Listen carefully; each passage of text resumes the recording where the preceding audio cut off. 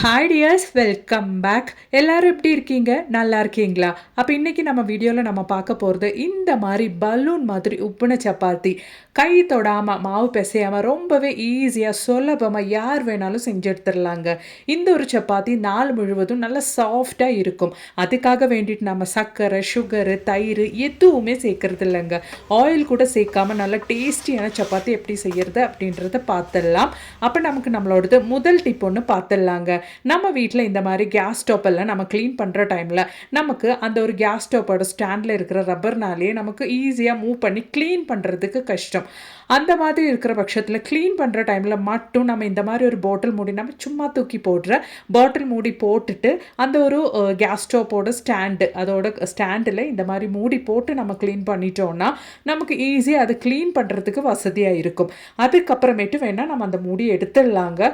நல்ல ஒரு யூஸ்ஃபுல்லான டிப்பு, கண்டிப்பாக ட்ரை பண்ணுங்கள். மூவ் பண்ணி ஈஸியாக க்ளீன் பண்ணுறதுக்கு நமக்கு ரொம்பவே ஈஸியாக இருக்கும். கேஸ் ஸ்டோப்புக்கு ஃப்ரண்டில் மட்டும் நீங்கள் இந்த மாதிரி பாட்டில் மூடி வச்சுட்டு க்ளீன் பண்ணதுக்கப்புறமேட்டு நீங்கள் எடுத்துக்கலாம். ரொம்பவே சுலபமாக ஈஸியாக நமக்கு நம்மளோட கேஸ் ஸ்டோப் கடியிலெல்லாம் க்ளீன் பண்ணுறதுக்கு இது ஹெல்ப் பண்ணும். கண்டிப்பாக ட்ரை பண்ணுங்கள். பிடிச்சிருந்தா மறக்காமல் ஒன்று லைக் பண்ணுங்கள் ஃப்ரெண்ட்ஸ். அப்போ இனி நமக்கு நம்மளோடது அடுத்த டிப் ஒன்று பார்த்துடலாம். அதுக்காக வேண்டிட்டு நம்ம சும்மா தூக்கி போடுற இது மாதிரி ஒரு பாட்டில் மூடியும் அது மாதிரி ஒரு ஐஸ்கிரீம் ஸ்டிக்கும் தாங்க எடுத்திருக்கேன். இது ரெண்டும் வச்சு நம்ம என்ன பண்ண போகிறோம் அப்படின்றத பார்த்துடலாம். இந்த மாதிரி நைஃப் நல்லா ஒன்று சூட் பண்ணி எடுத்துக்கோங்க. சூட் பண்ணி எடுத்ததுக்கப்புறமேட்டு பாட்டில் மூடியோட இந்த பகுதி இந்த மாதிரி நல்லா ஒன்று நீங்கள் நான் எப்படி பண்ணுறேனோ அந்த மாதிரி நீங்கள் ரெடி பண்ணி எடுத்துக்கோங்க. அதுக்கப்புறமேட்டு அந்த சூடாகவே ஐஸ்கிரீம் ஸ்டிக்கு அதுக்குள்ளே போட்டுக்கோங்க. அப்போ நல்லா சேஃபாக செக்யூராக நீங்கள் இழுத்தா கூட வராதபடி அந்த ஐஸ்கிரீம் ஸ்டிக்கு நல்லபடியாக பாட்டில் மூடியில் நிற்குங்க. நல்ல ஒரு ஸ்பூன் தான் நான் ரெடி பண்ணி எடுத்திருக்கேன். நம்ம வீட்டில் நம்ம இந்த மாதிரி உப்பு பாட்டிலில், நம்ம வீட்டில் இருக்கிற மசாலா பாட்டிலில் இந்த மாதிரி சும்மா தூக்கி போடுற ஐஸ்கிரீம் ஸ்டிக்கும் பாட்டில் மூடியும் வச்சு நம்ம சுலபமாக ஸ்பூன் செஞ்சு எடுத்துக்கலாங்க. பாருங்கள், இது மாதிரியே நானும் என்னோடது மசாலா பாத்திரத்துலேயும் இந்த ஒரு ஸ்பூன் நான் உங்களுக்கு போட்டு காமிக்கிறேன். இந்த மாதிரி நம்ம வீட்டில் நம்ம ரெடி பண்ணிட்டோன்னா பார்க்குறதுக்கும் நல்லா இருக்கும், நமக்கு யூஸ் பண்ணுறதுக்கும் வசதியாக இருக்கும். கண்டிப்பாக ட்ரை பண்ணுங்கள். பிடிச்சிருந்தா லைக் பண்ணுங்கள் ஃப்ரெண்ட்ஸ். அப்போ நீ நமக்கு நம்மளோடது அடுத்த டிப் ஒன்று பார்த்துடலாம். அதுக்காக வேண்டிட்டு நான் ஒரு பாட்டில் மூடி தாங்க எடுத்து வச்சுருக்கேன். அதுக்கப்புறமேட்டு நைஃப் நல்லா சூட் பண்ணிவிட்டு நான் கட் பண்ணுற மாதிரி நீங்கள் பாட்டில் மூடியை கட் பண்ணி எடுத்துக்கோங்க. அதுக்கு நீங்கள் கரெக்டாக நல்லபடியாக நைஃபை சூட் பண்ணி எடுத்துக்கணுங்க. கேர்ஃபுல்லாக சேஃபாக நீங்கள் இது பண்ணிக்கோங்க. கத்தி கையில் படாத அளவுக்கு நீங்கள் பண்ணணுங்க. நைஃபும் நல்லபடியாக சூட் பண்ணி எடுத்துக்கோங்க. அப்போ ஈஸியாக இந்த மாதிரி உங்களுக்கு பாட்டில் மூடி கட் பண்ணி எடுக்க முடியும். பாட்டில் மூடி நான் இந்த மாதிரி கட் பண்ணி எடுத்திருக்கேன். இதுக்கப்புறமேட்டு நம்ம இதை வச்சு என்ன பண்ண போகிறோம் அப்படின்றது கூட பார்த்துடலாங்க. கரெக்டாக நீங்கள் இந்த ஷேப்புக்கு பாட்டில் மூடி கட் பண்ணி எடுத்துக்கோங்க. இதுக்கப்புறமேட்டு நமக்கு தேவையானது டபுள் சைடு செல்லோ டேப்பு தாங்க. நல்லா ஒட்டுற கம்மை செவத்தில் நல்லா லாங் லாஸ்டிங்காக ஒட்டுற கம் உங்கள் கையில் இருந்தால் நீங்கள் அதை யூஸ் பண்ணிக்கோங்க. என்கிட்ட நான் இல்லாததுனால நான் இங்கே டபுள் சைடு செல்லோ டேப்பு தாங்க யூஸ் பண்ணியிருக்கேன். இது டெம்பரரியாக தான் நமக்கு ஒட்டி நிற்கும். இப்போ நான் இந்த மாதிரி டபுள் சைடு செல்லோ டேப்பு இந்த எட்ஜில் ஒட்டி வச்சுட்டு என்னோடது கிச்சன் வால் டைல் தாங்க இந்த பாட்டில் மூடி நான் ஸ்டிக் பண்ணியிருக்கேன்.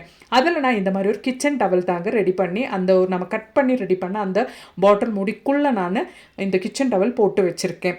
அடிக்கடி கிச்சனில் இருக்கிற லேடிஸ்க்கு தெரியும், கை வாஷ் பண்ணிவிட்டு துடைக்கிற பழக்கம் இருக்கும். அந்த மாதிரி இருக்கிறவங்களுக்கு இந்த ஒரு கிச்சன் டவல் ஹேங்கர் ரொம்பவே யூஸ்ஃபுல்லாக இருக்கும். கண்டிப்பாக ட்ரை பண்ணுங்கள். பிடிச்சிருந்தா மறக்காமல் உங்கள் ஃப்ரெண்ட்ஸ் அண்ட் ஃபேமிலி கூட ஷேர் பண்ணி சப்போர்ட் பண்ணுங்கள் ஃப்ரெண்ட்ஸ். அப்போ இனி நமக்கு நம்மளோடது அடுத்த டிப் ஒன்று பார்த்துடலாம். எல்லார் வீட்லேயும் டெய்லி கூட செய்கிற ஒரு விஷயம் தான் இல்லைங்களா, சப்பாத்தி. அந்த ஒரு சப்பாத்தி நல்லா உப்பி நாள் முழுவதும் நல்லா சாஃப்டாக நமக்கு செய்ய முடிஞ்சிருச்சுன்னா, அதுவும் ஒரு சொட்டு ஆயிலு, சுகரு அது மட்டுமே இல்லாமல் தயிர் எதுவுமே சேர்க்காம நல்லா சாஃப்டாக இது மாதிரி பலூன் மாதிரி உப்பி வர அளவுக்கு நமக்கு சப்பாத்தி செய்ய முடிஞ்சிச்சுன்னா கண்டிப்பாக இந்த ஒரு வீடியோ நீங்கள் ஃபுல்லாக ஸ்கிப் பண்ணாமல் பாருங்கள். கை தொடாமல் மாவு பிசையாமல் நம்ம எப்படி இந்த ஒரு சப்பாத்திக்கு மாவு ரெடி பண்ணுறோம், அதுக்கப்புறமேட்டு நம்ம கை தொடாமலே அது எப்படி நம்ம நெகுத்தி எடுக்கிறோம் எல்லாமே பார்த்துடலாம். கண்டிப்பாக நீங்கள் ஸ்கிப் பண்ணாமல் பாருங்கள். அப்போ தான் நம்ம இதெல்லாம் எப்படி செய்கிறோம் அப்படின்றது உங்களுக்கு புரியும். அப்போ தான் அதுக்காக வேண்டிட்டு நான் இங்கே ஒரு பவுல் அளவுக்கு ஆட்டைப்பொடி தாங்க எடுத்திருக்கேன். இந்த ஒரு பவுலில் நான் மெஷர் பண்ணி எடுத்திருக்கேன். நீங்கள் எந்த பாத்திரத்தில் மெஷர் பண்ணுறீங்களோ அந்த பாத்திரத்துக்கு தகுந்த மாதிரி நீங்கள் தண்ணி எடுத்துக்கோங்க. நம்ம எடுத்த அந்த ஒரு ஆட்டைப்பொடிக்கு தகுந்த மாதிரி ஒரு பவுல் அளவுக்கு தண்ணி எடுத்திருக்கேன். அந்த தண்ணி நான் ஒரு 3/4 வாசி ஊற்றுனதுக்கு அப்புறம் தான் வீடியோ ஆன் பண்ணலன்னு ஞாபகம் வந்துச்சு. அதுக்கப்புறம் நான் ஆன் பண்ணிட்டு தான் உங்களுக்கு காமிக்கிறேன். அந்த ஒரு பவுல் அளவுக்கு தண்ணி நமக்கு போதுமானதுங்க. சம்டைம்ஸ் நீங்கள் எடுக்கிற ஆட்டைப்பொடிக்கு தகுந்த மாதிரி தண்ணி கூட்டியும் குறைச்சும் நம்ம எடுத்துக்கலாம். ஒன்றும் தப்பு இல்லை. கொஞ்சம் தண்ணி எக்ஸ்ட்ரா நமக்கு ஆனாலும் பிரச்சனை இல்லைங்க. ஏன்னா நாம் இந்த ஒரு மெத்தடில் கை தொடாமல் தான் இந்த ஒரு மாவு பிசைஞ்சு எடுக்க போகிறோம். அதனால் கொஞ்சம் தண்ணி உங்களுக்கு எக்ஸ்ட்ரா ஆனாலும் நமக்கு பிரச்சனை இல்லைங்க. 1.5 பவுல் அளவுக்கு வரைக்கும் நம்ம தண்ணி ஊற்றிக்கலாம் ஒரு கப்பு மாவுக்கு. நான் இங்கே ஒரு கப்பு மாவுக்கு 1 கப் அளவுக்கு தண்ணி மட்டும்தான் ஊற்றியிருக்கேன். அதே மாதிரி கொஞ்சம் சால்ட்டு தேவையான அளவுக்கு போட்டுட்டு நல்லா நம்ம இந்த மாதிரி ஒன்று மிக்ஸ் பண்ணி எடுத்துடலாங்க. இந்த ஒரு கன்சிஸ்டன்சியில் நம்மளோடது மாவு நான் ரெடி பண்ணி எடுத்துட்டேன். அதனால தான் நான் சொன்னேன் 1.5 கப்பு தண்ணி ஆனால் கூட பரவாயில்லை அப்படின்றது. நம்ம ரெடி பண்ண இந்த ஒரு மிக்ஸை நான் அடுப்பில் வச்சு நல்லா இந்த மாதிரி ஒன்று கைவிடாமல் ஃபுல் ஃப்ளேம் வச்சுட்டு நம்ம ஒன்று மிக்ஸ் பண்ணி எடுத்துக்கலாங்க. லைட்டாக அந்த ஒரு பேன்லேருந்து விட்டு வர மாதிரி நமக்கு தோன்ற டைமில் கரெக்டாக நீங்கள் ஃப்ளேம் லோவாக வச்சுக்கோங்க. அதுக்கப்புறமேட்டு நீங்கள் லோ ஃப்ளேம்லேயே இந்த மாதிரி நீங்கள் கிண்டி எடுத்துக்கோங்க. கைவிடாமல் பாருங்கள், இந்த மாதிரி கிண்டி எடுக்கும்போது நம்ம மாவு நம்ம கையில் பிசைகிற மாதிரியே நமக்கு நல்லா ரெடியாகி கிடைக்குங்க. இந்த ஒரு ஸ்டேஜில் நம்ம ஃப்ளேம் ஆஃப் பண்ணிக்கலாம். கையில் கொஞ்சம் தண்ணி அப்ளை பண்ணிட்டு நம்ம மாவு தொட்டு பார்த்தா கையில் ஒட்டாமல் இருக்கணும். அதுதான் கரெக்டான பதம். அதுக்கப்புறமேட்டு அந்த சூடாகவே நம்ம ஒரு பாத்திரத்துக்கு மாற்றிட்டு ஒரு 10 நிமிஷம் டைமுக்கு நம்ம வெயிட் பண்ணிட்டோம்னா மாவு நல்லா இறுக்கி செட் ஆகிருக்குங்க. இந்த மாதிரி ஒரு சொட்டு ஆயில் கூட நம்ம சேர்க்காம நம்மளோட மாவு கை தொடாமல் நம்ம பிசைஞ்சு எடுத்துட்டோங்க. இதுக்கப்புறமேட்டு எப்படி நம்ம கை தொடாமல் இந்த மாவெல்லாம் சப்பாத்திக்கு நெகத்தி எடுத்துடலாம் அப்படின்றது கூட பார்த்துடலாம். அதுக்காக நான் இந்த மாதிரி ஒரு திக்கான பிளாஸ்டிக் தாங்க எடுத்திருக்கேன். இந்த மாதிரி திக்கான பிளாஸ்டிக்னா நமக்கு ஒட்டாமல் சீக்கிரமாக வந்துடும். அது மாதிரி ஒரு ஆயில் கவர் கூட எடுத்திருக்கேன். அந்த ஆயில் கவரில் சுத்தமாக ஆயிலே இல்லாதபடி நான் எடுத்திருக்கேன். அந்த ஆயில் கவர் கூட நம்ம இந்த மாதிரி கட் பண்ணி எடுத்துக்கலாம். அதுக்கப்புறமேட்டு இந்த ஒரு பிளாஸ்டிக் கவரில் நம்ம கொஞ்சம் ஆட்டைப்பொடி ஸ்ப்ரெட் பண்ணி விட்டுக்கலாங்க. ஏன்னா நம்ம ஆயிலே ஸ்ப்ரெட் பண்ணாமல் தான் இந்த ஒரு சப்பாத்திக்கு மாவு நகர்த்தி எடுக்க போகிறோம். அதனால அந்த கவரில் ஒட்டி வராமல் இருக்கிறதுக்காக வேண்டிட்டு நம்ம இந்த டைமில் கொஞ்சம் ஆட்டைப்பொடி இந்த மாதிரி ஒன்று அந்த கவரில் ஸ்ப்ரெட் பண்ணி விட்டுக்கலாங்க. அதுக்கப்புறமேட்டு நம்ம மாவு சப்பாத்திக்கு மாவு நெகுத்த வேண்டிய மாவு நம்ம கையில் எடுத்துட்டு இந்த மாதிரி நீங்கள் கரெக்டாக ஒன்று ரோல் பண்ணி கொடுத்துக்கோங்க. கரெக்டாக இந்த மாதிரி நம்ம ரோல் பண்ணி எடுத்துட்டோன்னா நமக்கு அந்த ஒரு ரவுண்ட் ஷேப்பு கரெக்டாக வந்துடும். சப்பாத்திக்கு நிறைய பேருக்கு இருக்கிற பிரச்சனை தான் சப்பாத்தி நெகுத்தும் போது அந்த ஒரு ரவுண்ட் ஷேப் வராமல் இருக்கிறது.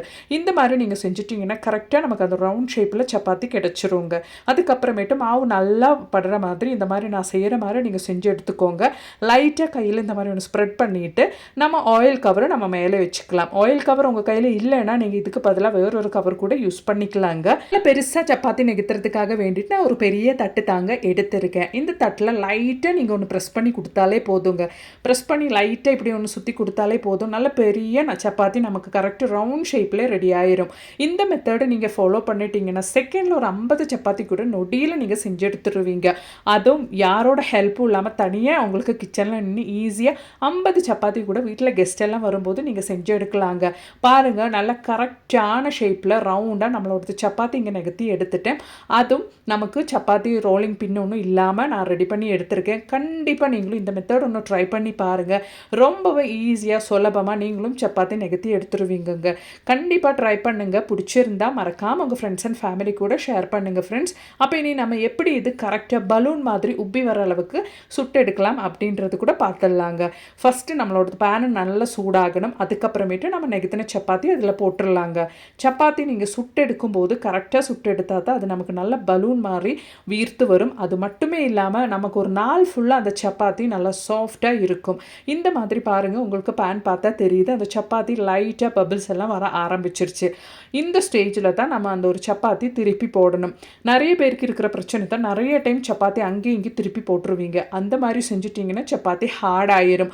ஃபஸ்ட் டைம் நம்ம சாப்பிடும்போதே சப்பாத்தி ஹார்ட் ஆயிரும். பாருங்கள், இந்த மாதிரி பபிள்ஸ் வர டைமில் நம்ம திருப்பி போட்டுடலாம். எகெயின் நம்ம திருப்பி போட்ட இந்த ஒரு சைட்லேயும் நல்லபடியாக பபிள்ஸ் வரும்போது தான் நம்ம திருப்பி போட போகிறோம். அதுக்கப்புறமேட்டு நம்ம திருப்பி போடுறதுக்கு முன்னாடி செய்ய வேண்டியதெல்லாம் நீங்கள் கரெக்டாக ஃபாலோ பண்ணிட்டீங்கன்னா நல்ல சாஃப்டான சப்பாத்தி நமக்கு வீட்டில் செய்யலாங்க. அவ்வளோதான். பாருங்கள், இந்த ஒரு சைடும் நல்லா ஓரளவுக்கு பபிள்ஸ் வர ஆரம்பிச்சிருச்சு.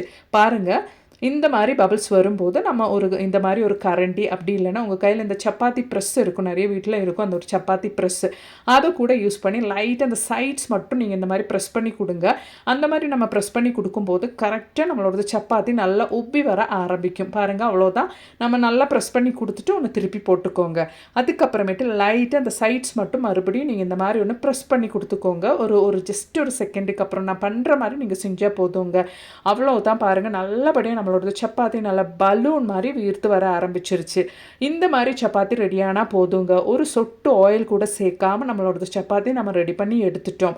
இந்த மாதிரி நம்ம ரெடி பண்ணி எடுக்கிற சப்பாத்தி நமக்கு நாள் முழுவதும் நல்லா சாஃப்டாக இருக்கும். சாப்பிட்றதுக்கும் அவ்வளோ நல்ல டேஸ்ட்டாக இருக்குங்க. இந்த மெத்தடில் நீங்கள் சப்பாத்தி ரெடி பண்ணிட்டீங்கன்னா இது சாப்பிட்றதுக்கு தனியாக உங்களுக்கு குழம்பு எதுவும் தேவையே இருக்காதுங்க. அவ்வளோ நல்லா இருக்கும்.